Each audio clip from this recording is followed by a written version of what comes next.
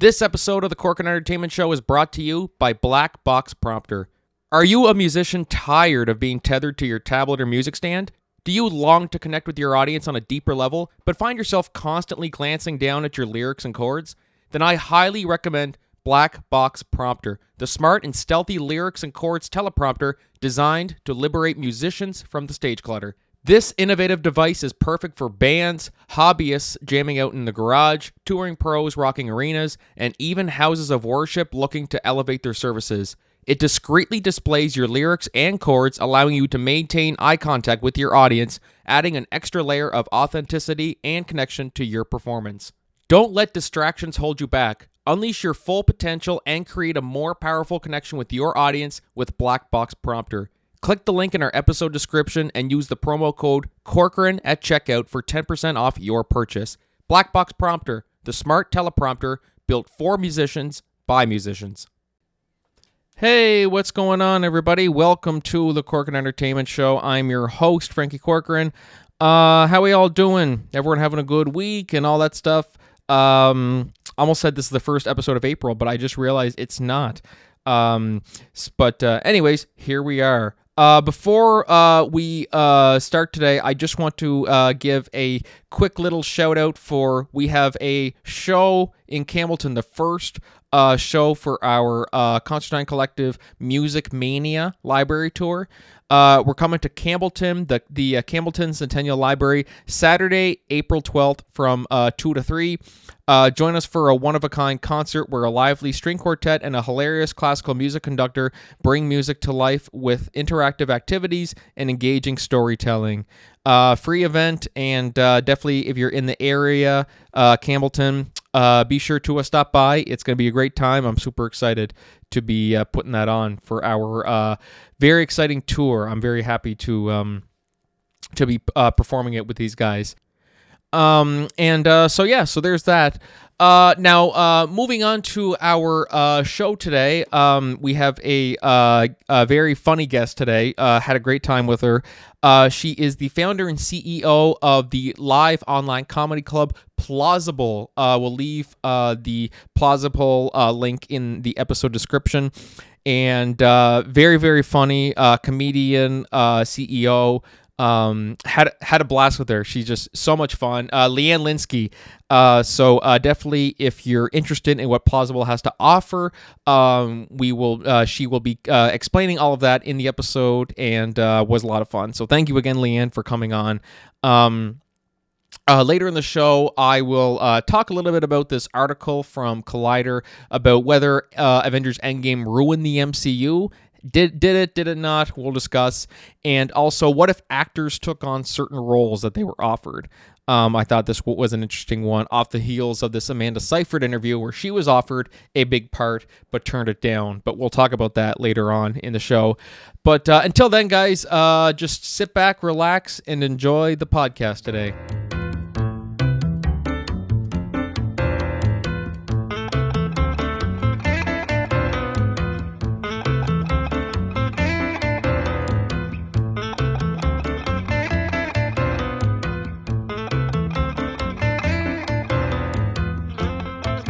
All right, hey, what's going on, everybody? Welcome back to the Corcoran Entertainment Show. I'm your host, Franky Corcoran, and today I am joined by a comedian, entrepreneur, and founder and CEO of the live online comedy club Plauzzable. Very excited to have her on here today, Leanne Linsky. Leanne, how are you? I'm great. Thank you. Excited to be here and to have this conversation. Of course, about Plauzzable. And it's so we were just talking before we started about, so anybody who wants to look up Plauzzable, we'll have it in the episode description. But it's Plauzzable. Because Leanne was just saying that it's one of those names that it's hard to get right. How important is it to have proofreaders too? We were just kind of talking about that. And is AI good for that? Because we always talk about sometimes on the show about AI. We give it a lot of crap, but there's also a lot of good that comes of it. How critical is proofreading, and is AI a good proofreading tool to use? I think proofreading is everything. having a second set of eyes on stuff, because it's known, like if we think something says something or we know what we're trying to say, we often see it that way, even though we didn't type it that way. So proofreading is vital, I think, especially when you're trying to have a clear call to action. And then I think AI is great, like things like Grammarly that uses AI to correct grammar and spelling.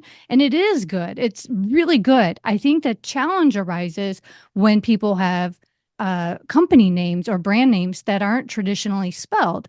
And for instance, Plauzzable I chose because all the domain names are taken for your typical words. So finding, we're seeing all these weird names for startups and things now. And I believe one of those reasons is other companies have gone out and made businesses of buying up domain names and then selling them for thousands of dollars to people who actually want them. So people get creative to come up with new company names. And I think that can trip up a AI tool, because if you're just starting something or a brand or a unique last name, it'll not always catch it, or it'll try to put it into a traditional, word found in a dictionary. Yes, and like you said, the domain names, it's always so hard. It's almost like some of those sites where you create a password and it says, "Oh, this password's taken," or "This username's taken," and you're just like, "Oh Yeah. my gosh, it's impossible." How hard was it to find the name Plausible? Was it like a whole process just trying to, Yes. yeah. It was a process. I think I wrote 10 pages, no exaggeration, sit down with a pen and paper and stream of conscious, write down all the things and possibilities of, because it's not just finding a name that hasn't been taken, but also something that makes sense for the business in which I'm starting. And so, once I narrowed it down and those domains weren't taken, then I wanted to do a little market research. When people heard our name, what comes to mind? What do they think of? What do they associate it with? Can it be mixed up with something else? So a lot went into a lot went into picking a name. Which it's one of those things where you wouldn't think the name of all things in a business. Like there's lots depending on what business you're doing. Like if you're starting a construction company, you're starting a retail store or whatever, you would think that the last thing that would be the most challenging part of it, it isn't the finances, it isn't running the business as a whole, it's finding a name, which it's like how that's just ridiculous sometimes. But that's the world we live in, and it's a competitive world. How have you dealt with? So I mean, you're a comedian. You founded Plauzzable, which is basically, as I mentioned, a live online comedy club. Since like your heart seems to be in the whole comedy side of things, how was it a bit of an adjustment where now you're running it as a business? How has that kind of changed your view on comedy, as like it's your passion, but how has the whole business side of things, how has that, if any at all, changed your outlook on it? That's interesting. I'm not sure. I guess I look at it, it's bigger than myself.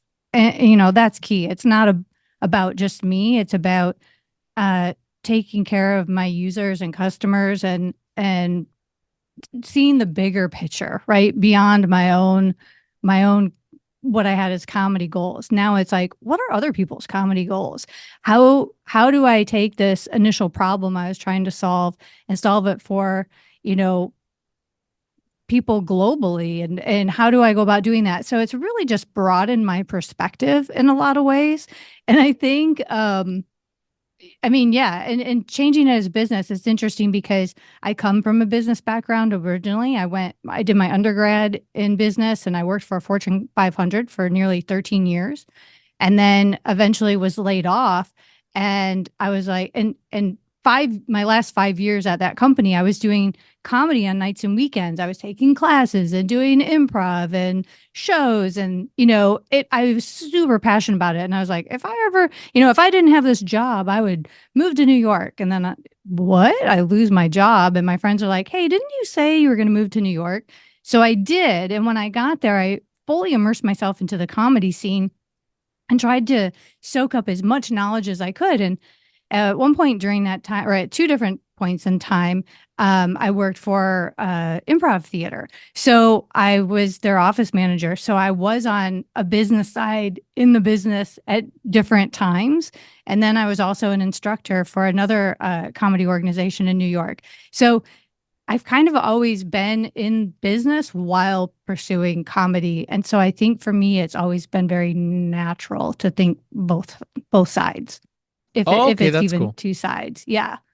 Yeah, because it's always interesting for some people that they want to leave if they're passionate about music and they play in a band that's for fun. They're almost nervous to take that step to pursue it professionally because if something ever happened, they wouldn't want it to just all of a sudden feel like work, or if something bad happened and they couldn't perform anymore or something like that happened and that was like their passion, that's what they love to do, and so pursuing it professionally kind of like, oh geez, I shouldn't have done that, you know. So it's good that for you it was just a very smooth transition, and it wasn't even one of those things, it just kind of came second nature to you, I guess. Well, especially with your background in business and all that. So feel free to tell people first, what is Plauzzable? We've been talking about it, a Mhm. live online comedy club, but feel free to tell me about it, how you got started and all that stuff. Yeah. So like I said, I had started taking comedy classes in 2001, and then 5 years later was laid off. So I packed up two suitcases, and I had been living in Vegas for 16 years.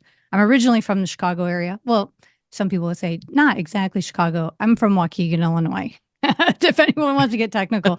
And then I grew up there, went to high school there, and my first 2 years of college there. And then I transferred to University of Nevada, Las Vegas.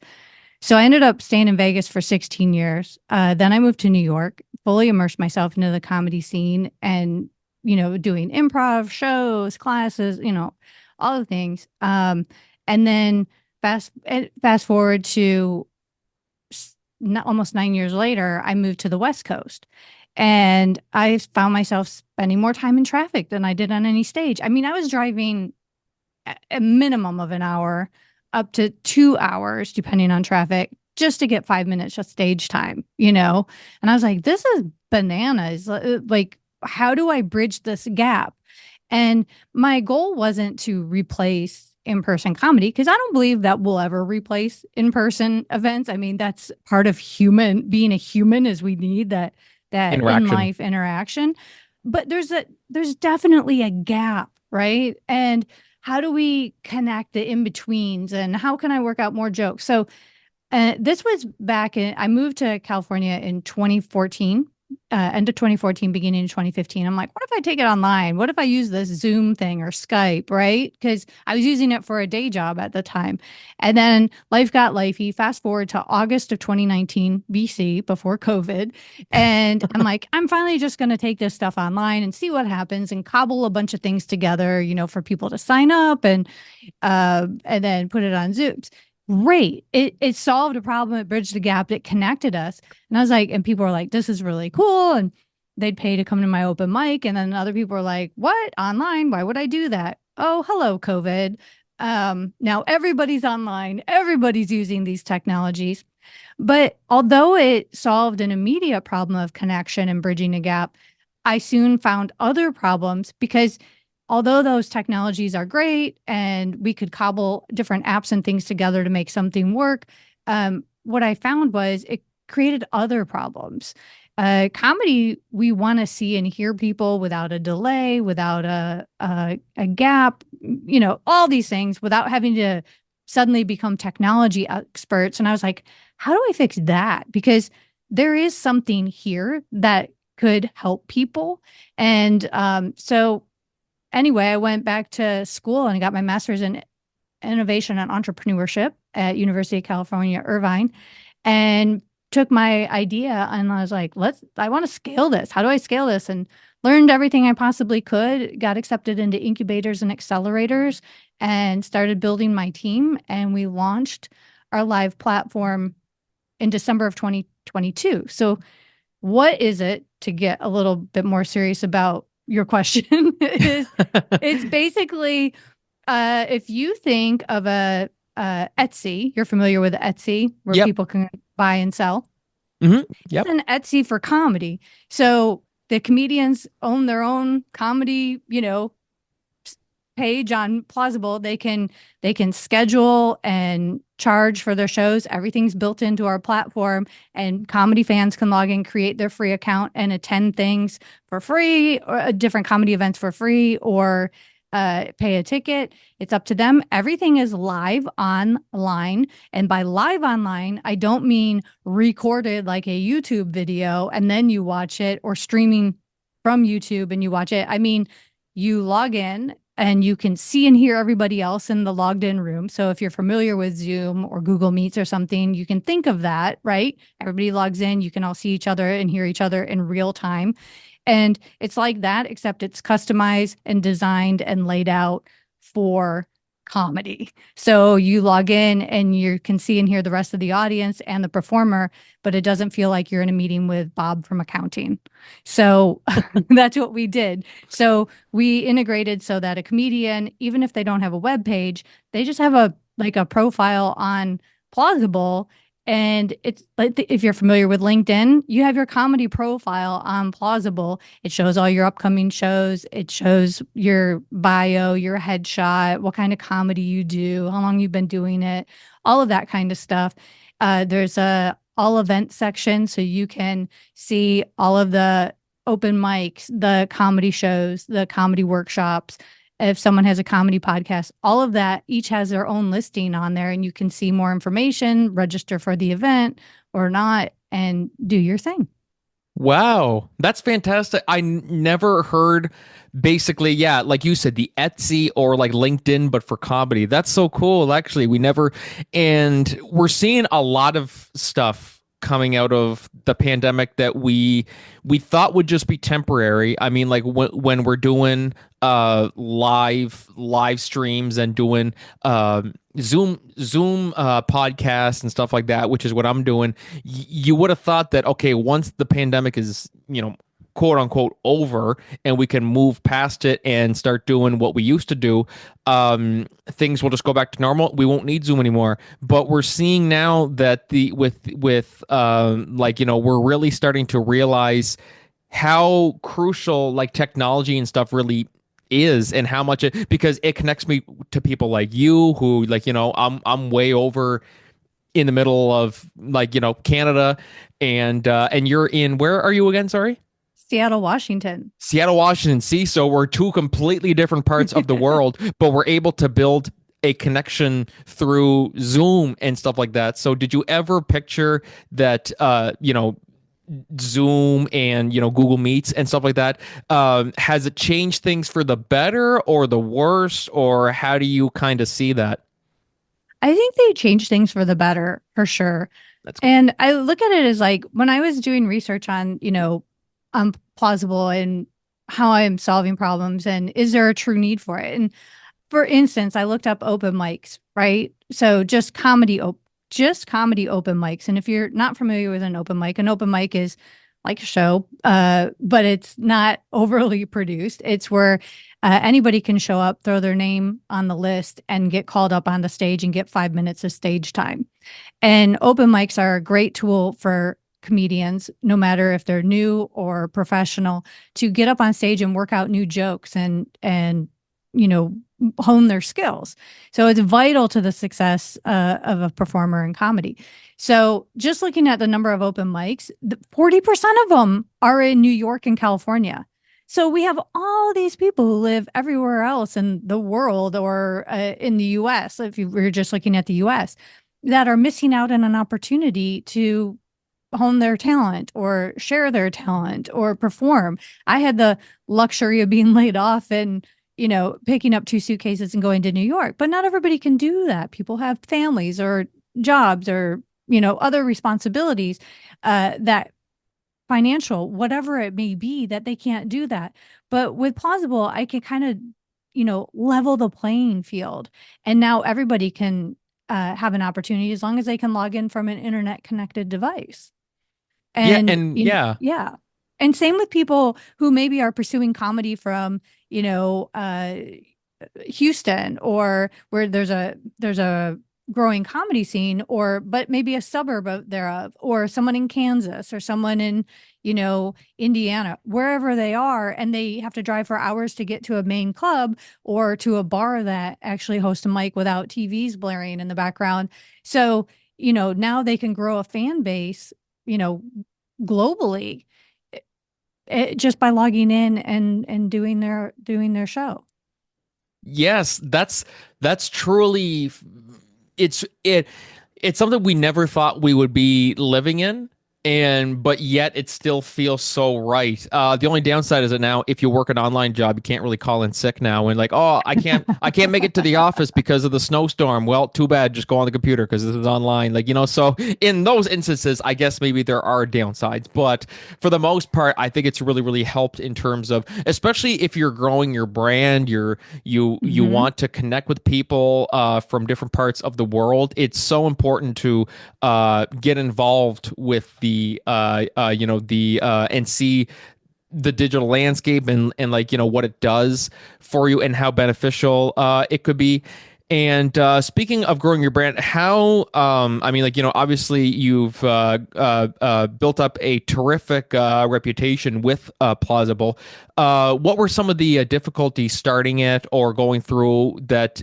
I mean, like building a clientele, getting people to, because it's always we always talked about this with COVID, was that theater companies and live performance venues were struggling because even if they would do online concerts, they still wouldn't do well because it's like, okay, the whole point of a concert and stuff like that is to be immersed in the actual room with everything, and it's just not the same when you're watching it on Zoom or anything like that. So how long did it kind of take you doing this live online comedy club, doing it online? What were some of the difficulties in kind of building the reputation that you have now?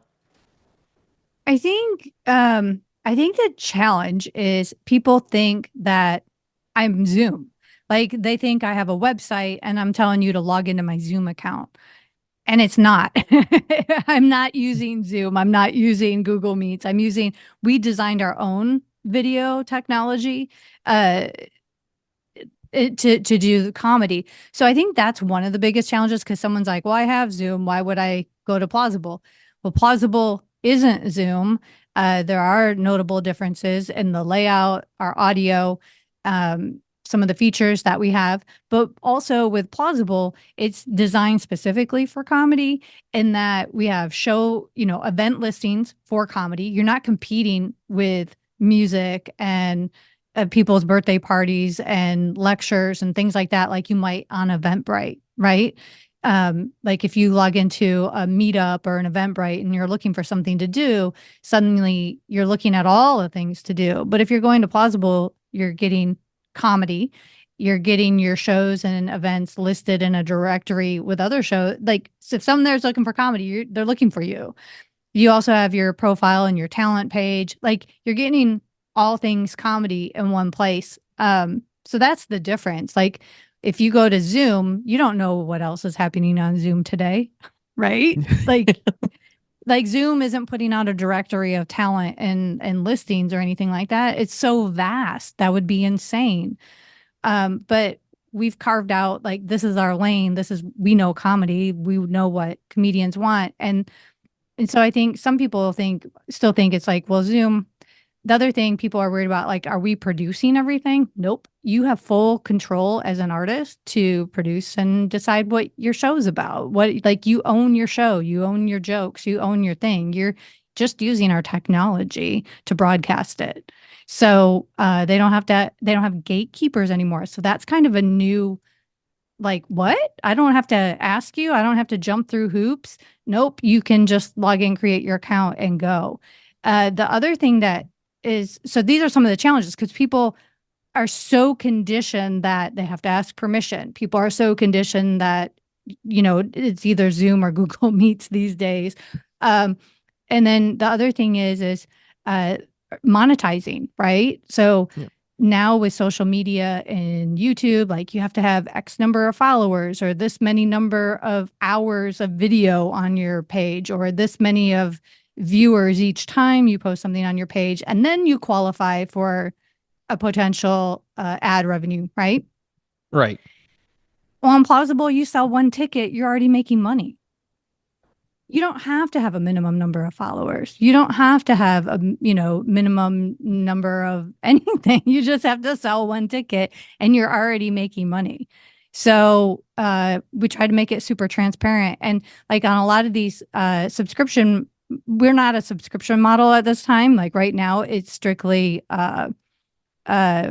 marketplace business model. So uh, the comedian earns 60% of ticket sales. Like here's extra fees being tagged onto that. No, that's it. You walk away with 60% of your ticket revenue with the sale of one or more tickets. The Corkin Entertainment Show is brought to you by Podmatch, the ultimate platform designed to connect podcast hosts with prospective guests effortlessly. Are you a podcaster looking to elevate your show to new heights? Or perhaps you're a guest hoping to share your story with a broader audience? Whatever your podcasting goals are, we have the perfect solution for you. Podmatch simplifies the entire process of discovering guests for your show or finding podcasts to feature your expertise. Now imagine a platform where you can easily match with like-minded creators tailored specifically to your niche. With Podmatch, you can effortlessly network with influencers and thought leaders, all while staying true to your podcast vision. There are a multitude of ways that Podmatch can help you grow your brand. You can be part of a thriving community of podcasters and potential guests. Engage, collaborate, and grow together. If you're ready to experience these fantastic benefits for yourself, we invite you to join Podmatch today. Head over to www.joinpodmatch.com/Corkin Entertainment and sign up right now for only $6 a month. That's right, you heard me right, $6 a month.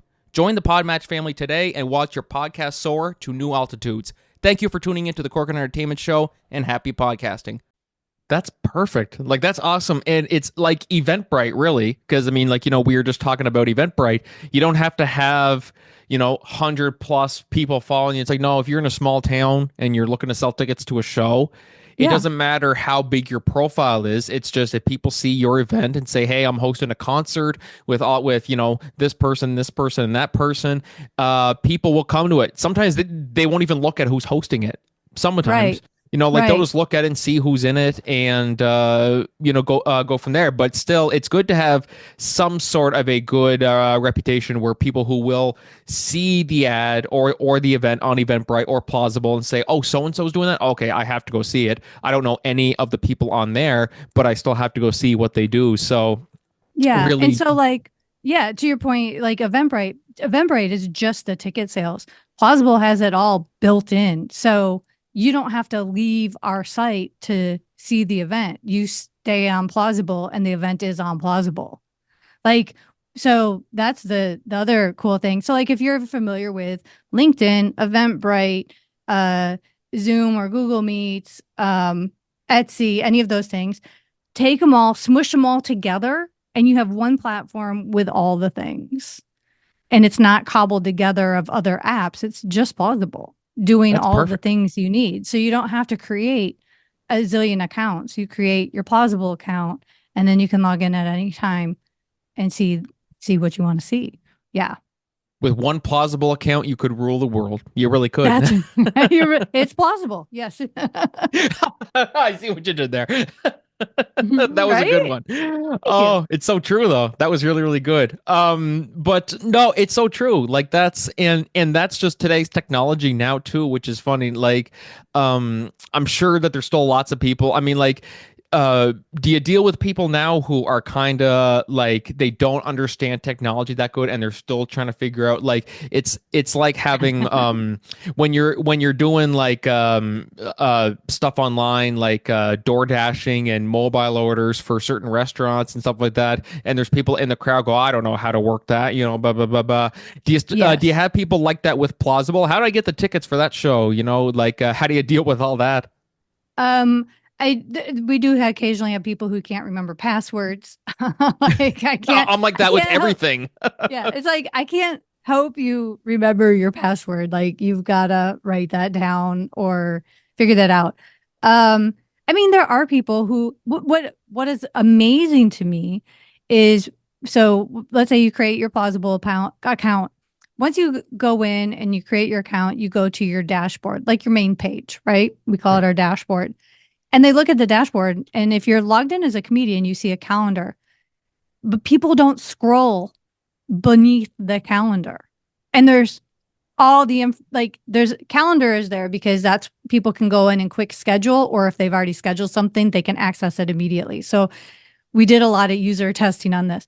But a new person coming in, depending on their screen size or what device they're in, I don't know why, but they do not scroll. If it's not the first thing on the page, they're like, I don't know where it is. I'm done.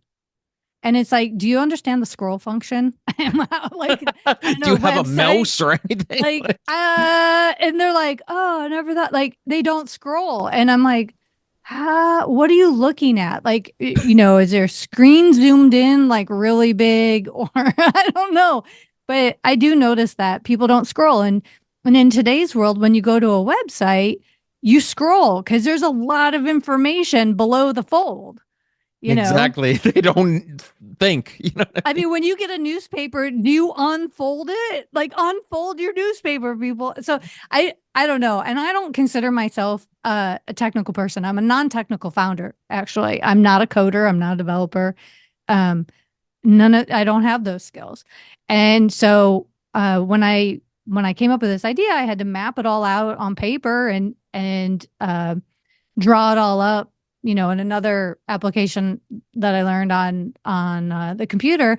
And then, as I hired my team, I would have to present to them and explain my vision. And, it took me 6 months to hire the right people so that I could have great communication.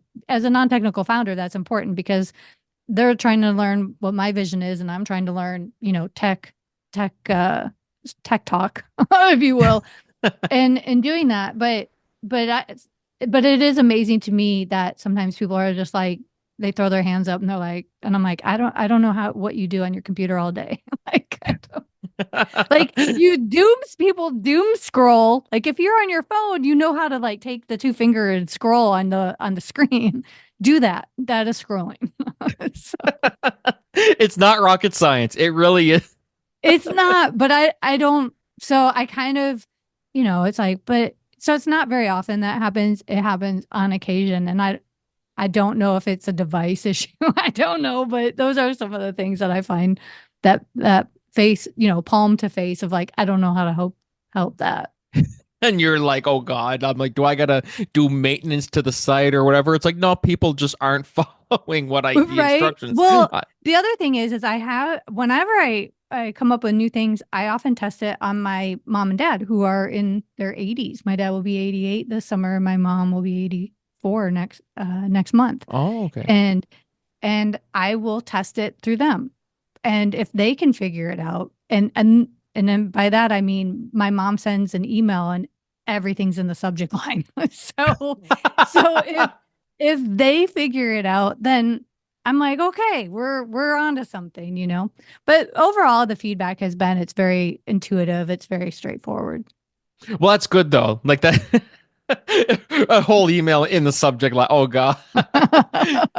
So I'm like, if I could run it by my mom and or my dad and they get it, then I feel it's pretty clear. And so if I can explain things to them, they've logged in and watched shows.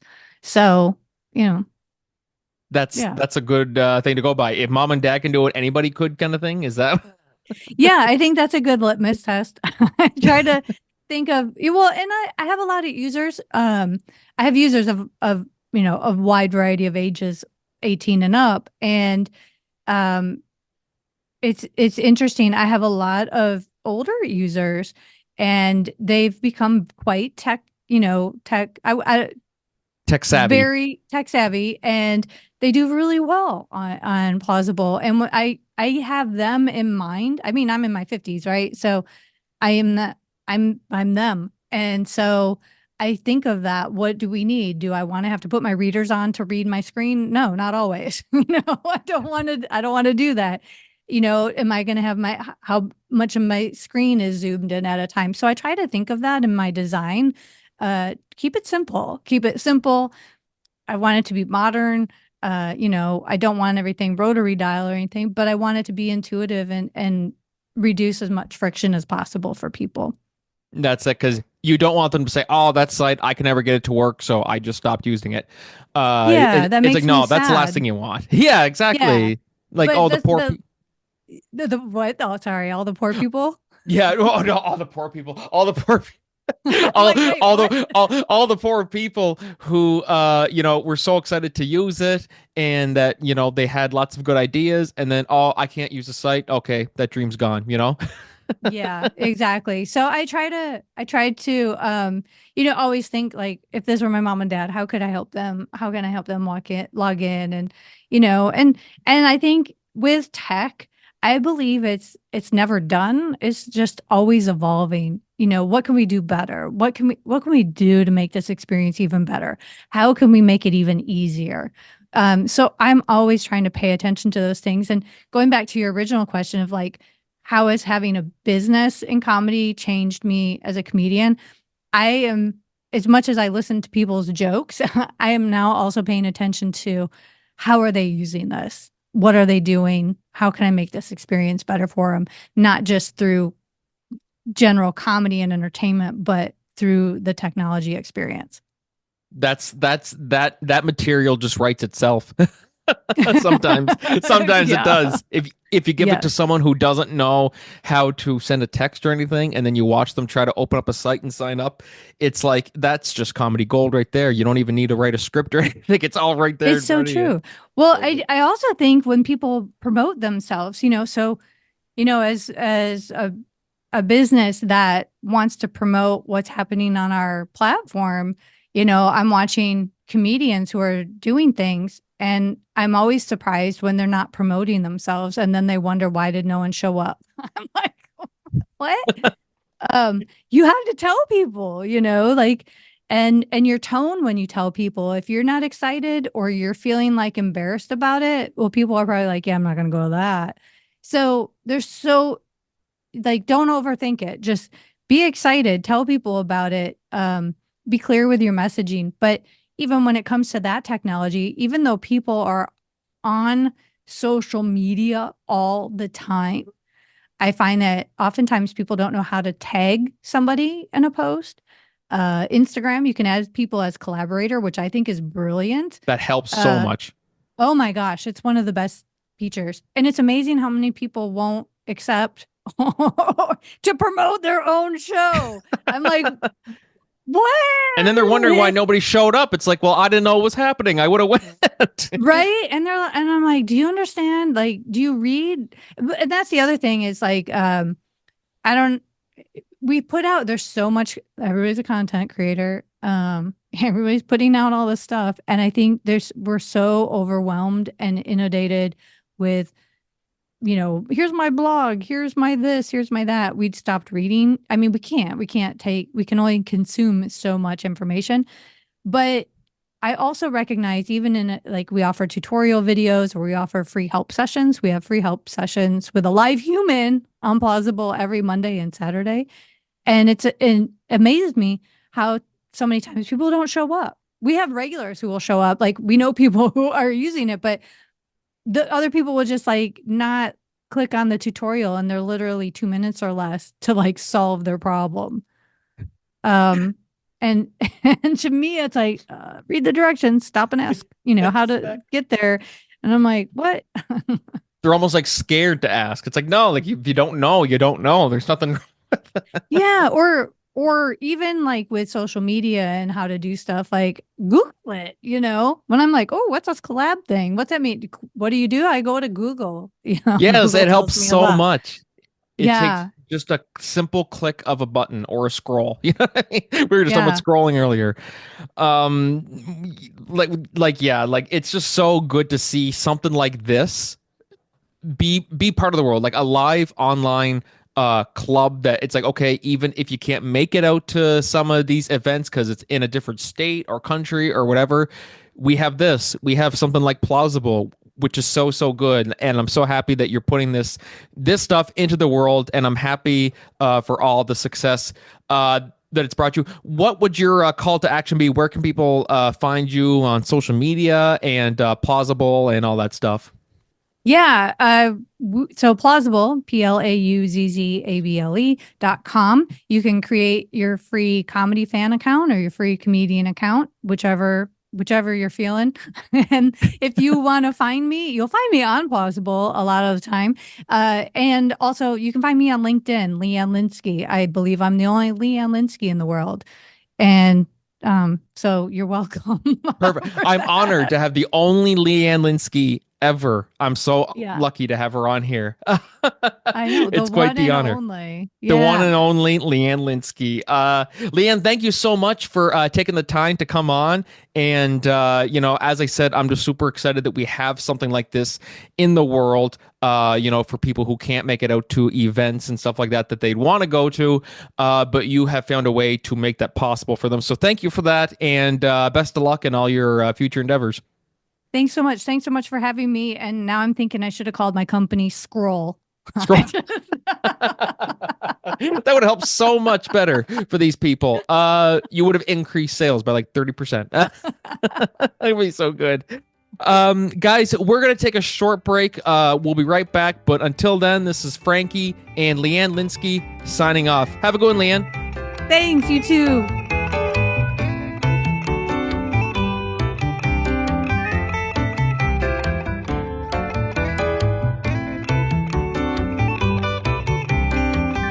Hey, what's going on, everybody? Welcome back to the Cork Entertainment Show. That was me and Leanne Linsky.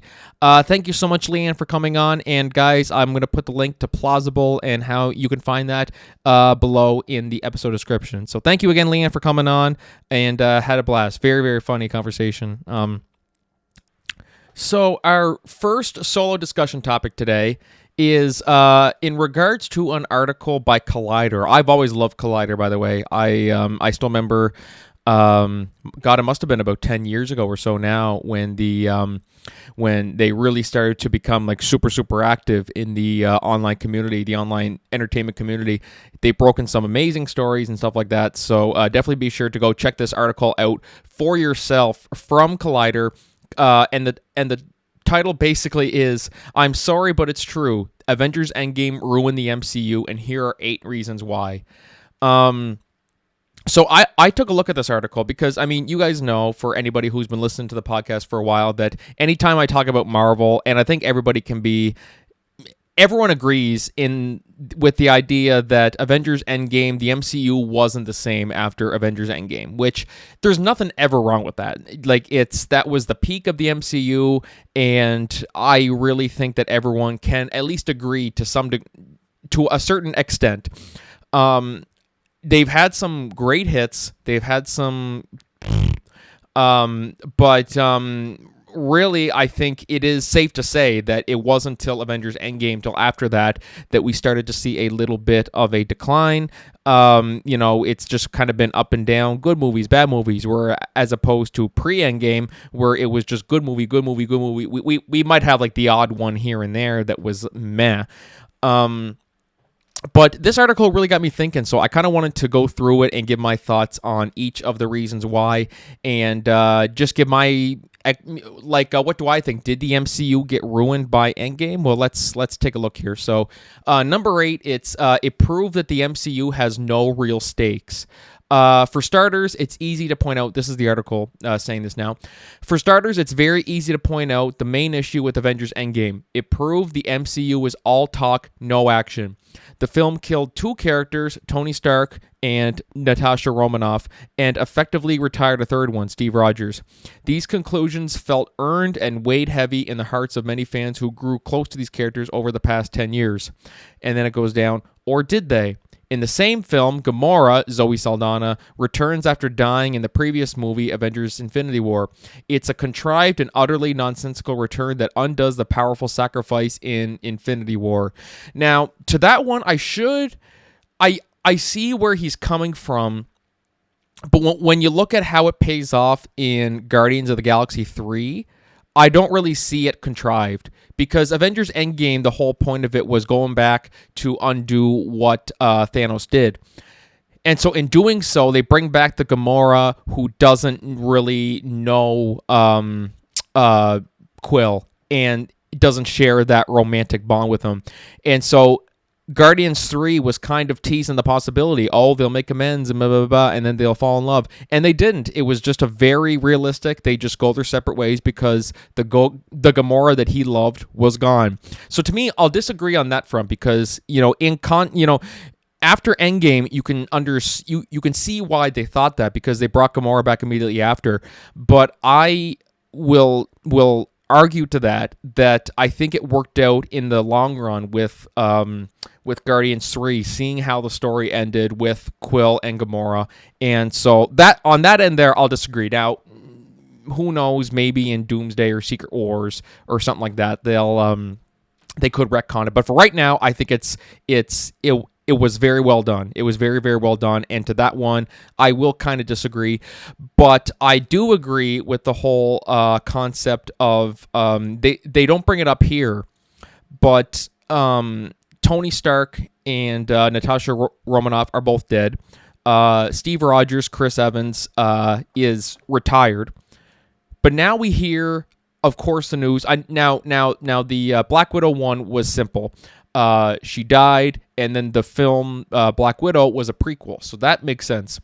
Tony Stark, yes, he's dead. Robert Downey Jr. is coming back, though, for Avengers Doomsday as Doctor Doom, which I say is, okay, I guess in that regard, there are stakes because it's not it's not Tony Stark, it's Doom, but I think it's pretty clear to me that they got him to be a Doom variant or a Tony Stark variant. Sorry, I'm getting them mixed up.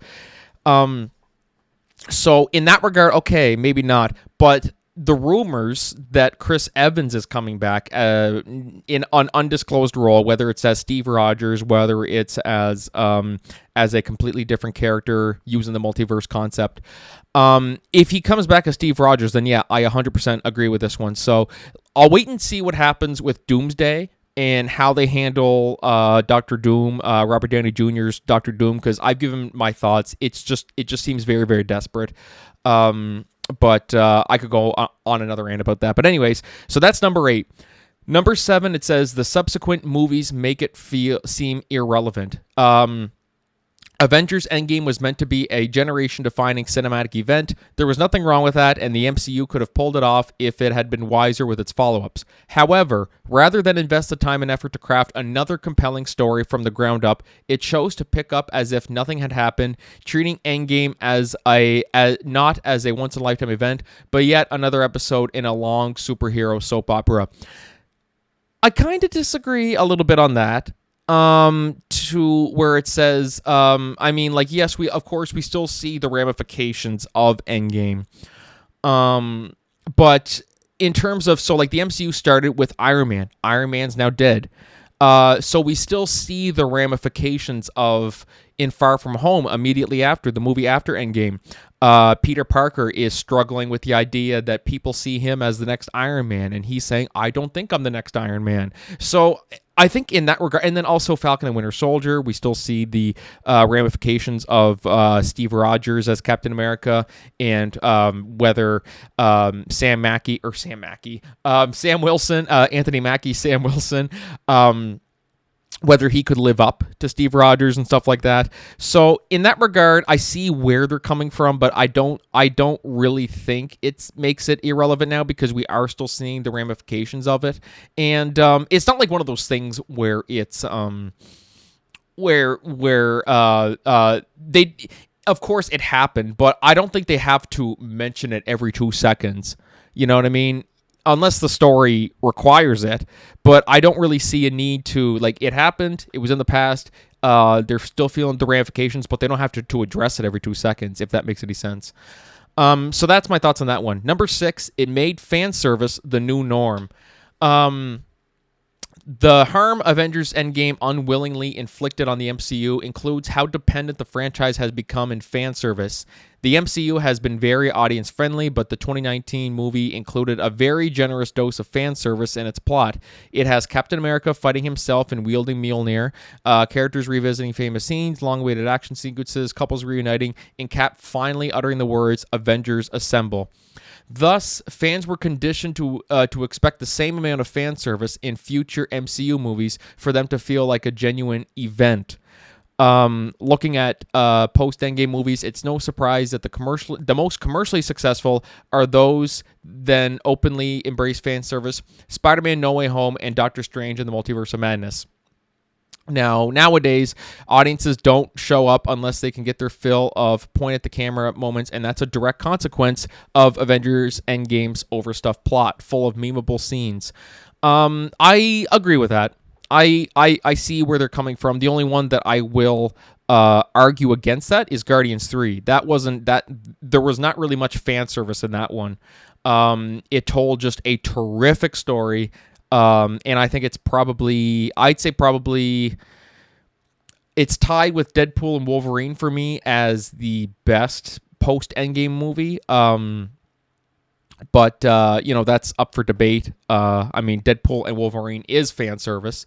There is a lot of stuff in there that I'm like, okay, that was fan service. So I will admit, getting Hugh Jackman back as Wolverine and seeing Chris Evans pop up as Human Torch, a lot of that stuff, yes, I will admit that was fan service. So I do agree with that. Number 5, it made it harder for audiences to be impressed. Everything seems so meh after Endgame. How could you possibly follow that? Audiences saw what the MCU was capable of, so why would they bother watching yet another Ant-Man adventure? Endgame unwittingly set up an approach where the audiences wonder, what else is there, and what more can you give me? The movies in the Infinity Saga already offered origin stories, team-ups, conflicts, and everything in between. After Endgame, audiences want more of everything. I kind of disagree on that one to a certain extent. Because a lot of them just weren't good. Like Ant-Man and the Wasp: Quantumania wasn't really a good movie. I think it's good, but not great. Like it's if I had to rate it, I give it a 7 out of 10. The Marvels was meh. And Thor: Love and Thunder I thought was pure garbage. I hated Thor: Love and Thunder. And to me, I don't think it's I'm sure it might be a mixture of both. So I guess you could say I'm kind of back and forth on it. But to me, I just think they just need good storytelling. That's what it is. That's what it's all about. That's what made the MCU so good, was just good storytelling, good movies. And that's what it was. It was, so I don't think... Okay, maybe to a certain extent, the audiences were getting spoiled by Endgame and the other ones because they just want it to be the next greatest thing. It's like, well, now we have to build up a new story, and it's going to pay off in Doomsday and Secret Wars. So I don't know if I would go as far as to say that, that's... I guess, yes. I guess that's one way to put it, but... yeah, that one's kind of a tricky one. It's got me kind of on both. So that's number 5. Number 4, the MCU didn't know how to capitalize on its success. Thanos was a universal threat, and what's bigger than that? Well, a multiversal threat, of course. Entering the multiverse must have seemed like the only obvious choice for the MCU. After all, how could they outdo the scope of Avengers Endgame? The MCU should have gone in an entirely different direction if they wanted to keep the franchise interesting, bringing characters that could expand other corners of its large universe. I agree on that. I think we're going to get the end of the multiverse saga after this. Like, I really, really do. And I think they probably should steer away from it because I don't want it to just be everybody can pop up at one, Chris Evans is gone. Oh, well, guess what? He's playing Thanos again. He pops in as Thanos from a multiverse universe. You know what I mean? So that's, I can kind of see where that one's coming from. So yeah, that's true. I will agree with that one. This one here, number 3, it shattered the illusion of the MCU. For years, the MCU stood as the outlier of the superhero genre. Yes, it was conventional and not necessarily elevated entertainment, but it received rave reviews from critics and representing a new chapter to marry commercialism with genuine artistry. That prospect peaked in 2018 when Black Panther received a Best Picture nomination, becoming the first comic book movie to achieve the honor. Not even Christopher Nolan's Batman movies could do that. A year later, Endgame was such a success that that many wondered if Robert Downey Jr. could receive an Oscar nomination for his role. He ended up getting an Oscar, but for Oppenheimer, a completely different movie. Indeed, for the first decade of its existence, the MCU presented itself as more concerned with storytelling and world building rather than outright box office success. It bet on lesser-known characters and turned B and C listers like Doctor Strange and the Guardians of the Galaxy into bona fide stars. Yet, the illusion of the MCU as an all-powerful franchise has evaporated after Endgame, largely because the film failed to set up a proper continuation, thus shattered any illusion of the MCU always being one step ahead. Endgame's success was such that the clumsy subsequent follow-ups confirmed that the MCU as vulnerable for the first time in almost a decade. And I think that's just a more so of we're building a new story. So I think that kind of builds on the one that we're talking about where Endgame kind of spoiled audiences, where if the next movies aren't good, then everyone's going to shit on it and stuff like that. So yes, I guess that's kind of true. It set the bar too high. Avengers Endgame crossed the 1 billion mark in just 5 days. Now they're bringing money into this. I don't see what that has to do with it. I really, really don't. I think, I'm more so quality over quantity in these cases. I mean, Endgame could have made $300 million and I still would have been, that's fantastic, So yeah, I'm not really big on the whole, I don't think this has to do with box office. I really don't think so.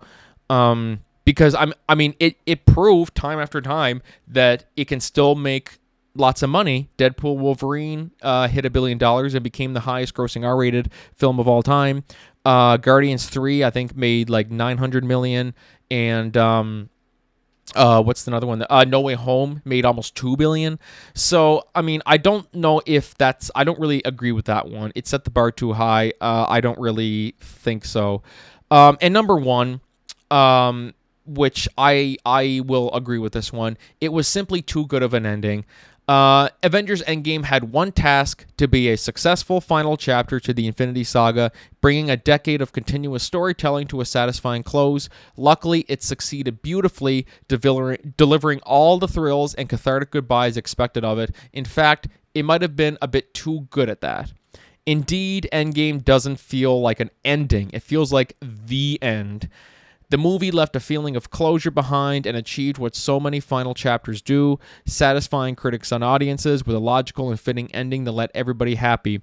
In fact, many wondered, what's the point of continuing? And then also says it's no wonder that MCU is now looking to pull a reboot of sorts with Avengers Doomsday, which is what they should have done from the start. Better late than never, but until we see if it works, it's safe to say that Avengers Endgame changed the MCU for the worst and brought it to the point of near ruin.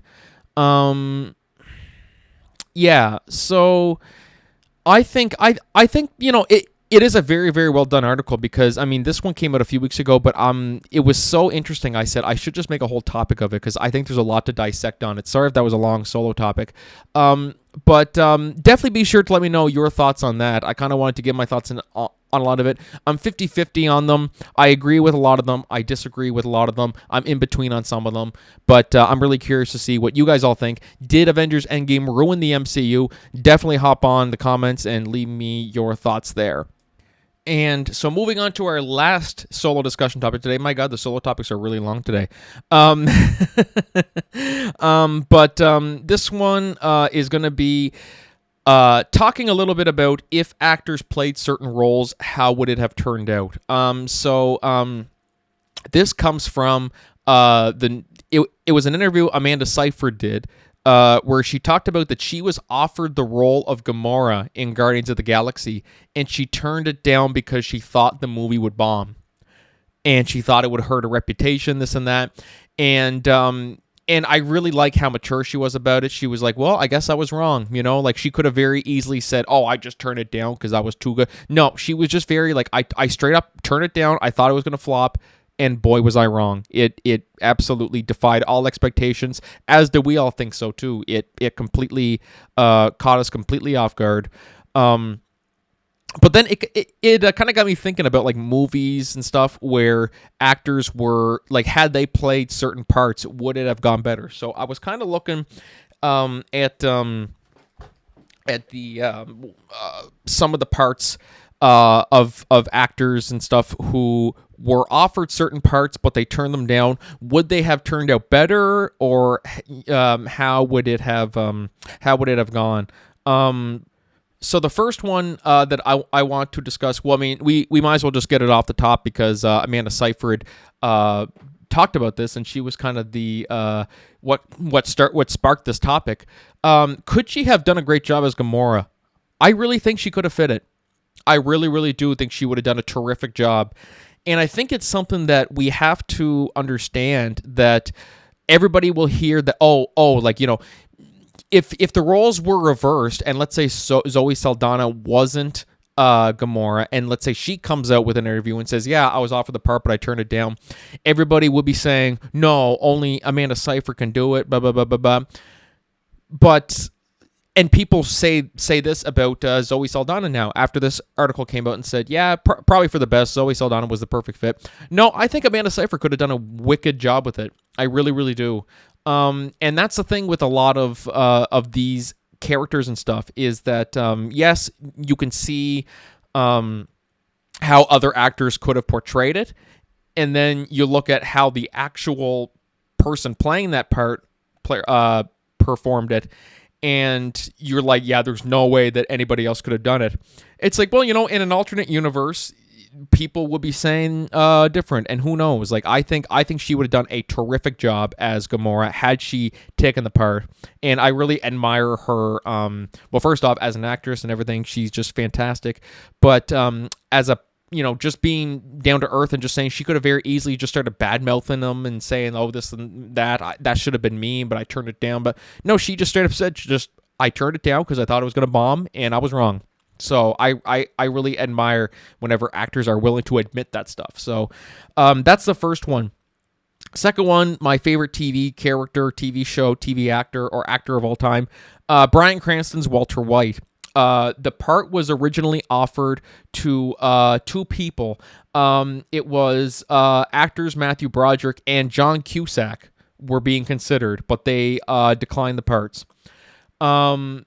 So that one there is like, wow. Like that, I guess I could have... Now, see, you can probably think of this as, okay, how can Matthew Broderick do it? He's silly, blah, blah, blah, blah, blah. Bryan Cranston came off of Malcolm in the Middle.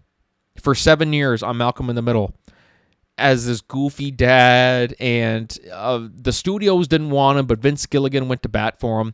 So that's a perfect example there of, just because someone is just a one note, they're a comedy actor, they don't do drama well, whatever. Bryan Cranston proved that that's not true, because before you go back and read the comments and say, oh, that dad from Malcolm in the Middle is playing this, like drug kingpin, blah, blah, blah. Like, oh yeah, this will get canceled after one season. And now, all these years later, people go on any Malcolm in the Middle video on YouTube, and people are leaving all these Breaking Bad comments of like, oh, so this is what Walter was doing after Breaking Bad, or like he faked his death, blah, blah, blah. Like, people are making all these, so that proved right there that Matthew Broderick, I think, could have done a great job too. But you see what Bryan Cranston did, and you're like, how could we even picture that being anybody else, And same with John Cusack. I'm not a big John Cusack fan. I remember him from the movie 2012. I honestly don't know if I could have seen him playing Walter White, but out of the two, I'd say Matthew Broderick would have done better than John Cusack. That's just my opinion. But I'm sure that could be divisive. Emily Blunt was offered the part of Black Widow. I think she could have done a terrific job with that, but you see what Scarlett Johansson did. It could have went either way. It really could have went either way. Gwyneth Paltrow as Rose in Titanic. I don't know. That's one I don't know if I could have seen. I really don't.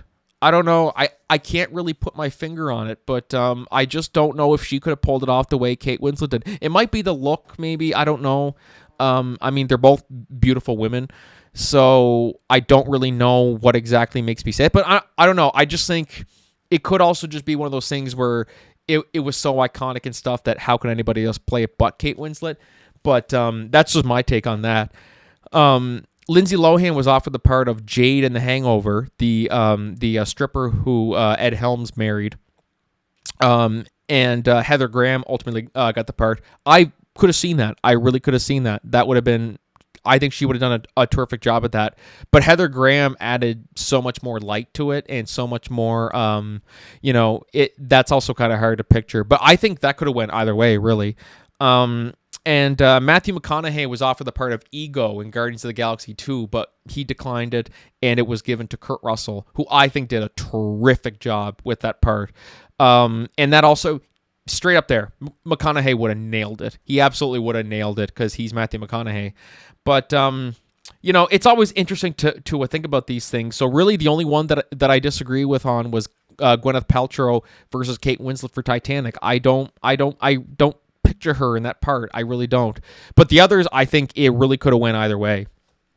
But anyways, that's my thoughts on those. What to you guys stood out to you? Definitely be sure to let me know your thoughts. I'm really interested to see what people think could have worked and what couldn't work.